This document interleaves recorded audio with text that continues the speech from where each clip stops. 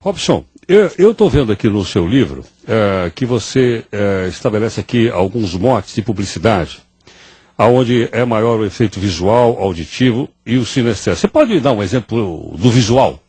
Por exemplo, existia uma propaganda há muitos anos atrás que ela usava do termo parece, mas não é, referindo-se a um produto que ele curava um determinado problema das pessoas que tinham no cabelo, mas não era aquilo e ele apelava para o lado visual.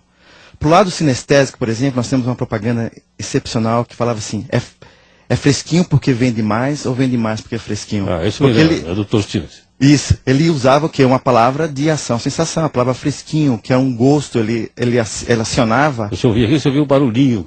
Isso também tem a parte auditiva. Então, para vendas e marketing, então, para você persuadir uma pessoa, algumas pessoas são persuadidas mais com o visual. Você vai vender um carro para uma pessoa, a coisa mais importante para ele é que o carro esteja bonito.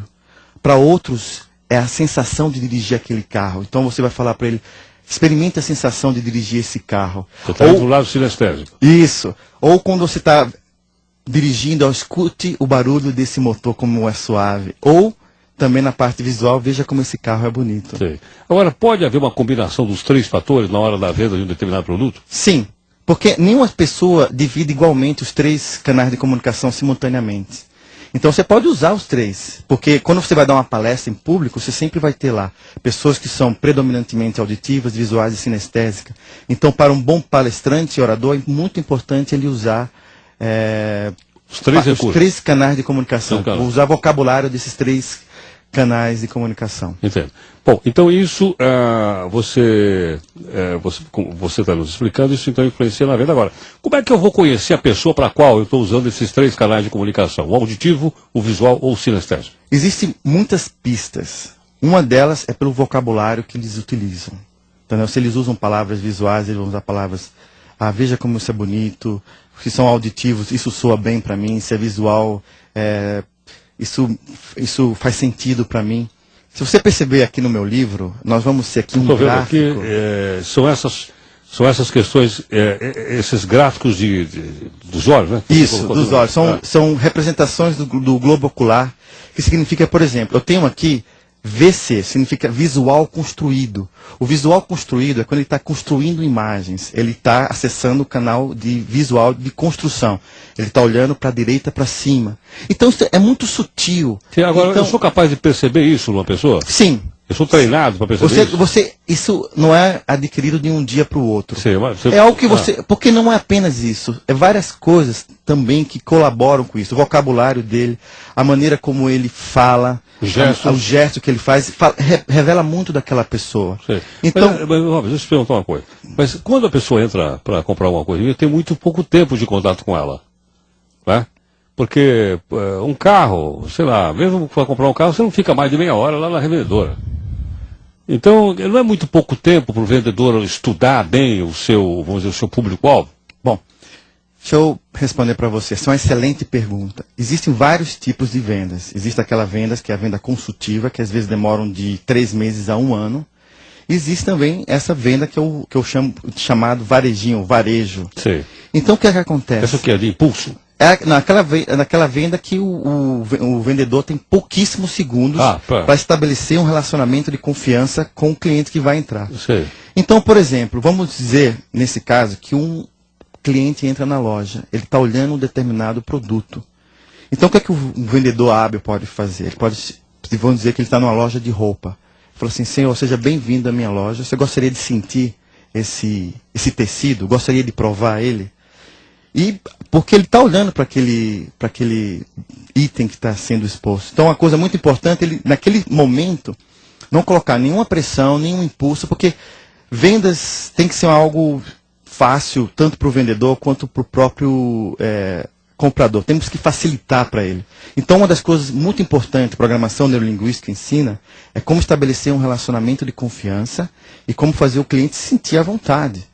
Então, uma das coisas que você pode fazer é falar para ele se sinta à vontade na minha loja, queira provar essa roupa, quer sentir o tecido, ver como é que ele é especial. Então, fique bastante à vontade. Mas a pessoa já entrou na loja porque ela precisa de um corte de tecido.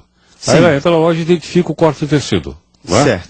Então, a presença do vendedor ali é para reforçar uma disposição da pessoa. Sim. Não é? Sim, para reforçar a disposição da pessoa e facilitar para ela comprar aquilo que ela precisa.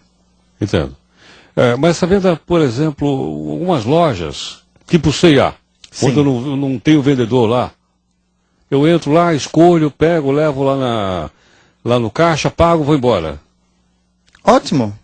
A loja aí já entra em outra estratégia. A maneira como ela coloca as roupas, a maneira como que ela anuncia, um outro tipo de abordagem de vendas. Isso vale para supermercado também? Também, Eu existem faço várias bolo, estratégias. Existem, se você for estudar um pouquinho da história da informática, Steve Ballmer, que é o presidente da Microsoft hoje, ele trabalhava numa empresa, a Procter & Gamble, e uma das estratégias que ele desenvolveu era fazer com que as caixas dos produtos que a empresa dele, para a qual ele trabalhava, que ele vendia, fosse maior do que as outras e obtesse mais espaço na prateleira dos produtos. Então isso aí é um marketing visual, que tem bastante efeito e para as pessoas que são visuais. Entendo. Bom, ainda sobre essas técnicas todas, você diz o seguinte aqui: como apresentar seminários eficazes e lucrativos. Certo. Esses seminários são seminários, então, de treinamento dos vendedores?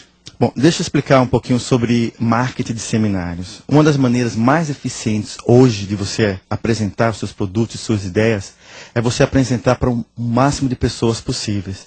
E marketing de seminários, que eu falo bastante no meu livro, uma coisa é você vender, por exemplo, uma uva. Não se vende uma uva, você vende o quê? Cachos. Então hoje, no meu livro, eu explico como você vender para um grupo maior de pessoas. Então quando você consegue atrair um grupo de pessoas para um seminário, você vai falar, por exemplo, um advogado pode falar sobre por exemplo, sobre o Código do Consumidor. Ele pode fazer uma palestra gratuita e convidar várias pessoas e para falar sobre a eficácia da maneira como ele aborda, por exemplo, o mercado de defesa do consumidor. Uma empresa pode fazer a mesma coisa. Eu trabalhei muitos anos na indústria de informática e nós alugávamos auditórios em hotéis e convidávamos os clientes. Nós fazíamos um welcome coffee, tínhamos lá uma comida, bebidas, eles estavam lá e naquele momento é só você e sua audiência. Então você não tem competição, você não tem ninguém. Eles estão à disposição de ouvir aquilo que você tem. De ouvir aquilo que você tem. Então é muito importante, aí entra novamente a neurolinguística, você preparar os seus seminários de uma forma para persuadir as pessoas a adquirirem o seu produto. Tem uma estratégia ali, não pode ser feito de qualquer jeito não. Verdade. Por exemplo, no meu livro, eu fiz muito trabalho para o mercado financeiro. Então lá eu ensino a eles, dou algumas dicas de como, por exemplo, educar as pessoas a como investir e usar sabiamente o seu dinheiro. Então eu sugiro, por exemplo, seminários sobre fundo de ações, como investir na bolsa, ou, por exemplo, nessa crise que nós tivemos, um tema que seria interessante, como zerar as posições. Chegou um momento que a coisa mais inteligente que uma pessoa poderia fazer era zerar suas posições. Sem perder, né? Sem perder. Sair sem perder. Isso é uma maestria na área de finanças comportamentais, zerar as posições. Sim, e que hoje não é muito falado no mercado financeiro. Como você perceber que está vendo alguma coisa e zerar as posições. Então esse seria um seminário que atrairia muitas pessoas. Também um seminário sobre como no momento agora, no ano passado, a Bolsa não foi um bom investimento. Quais eram os outros tipos de investimento que vocês tinham? Entendo.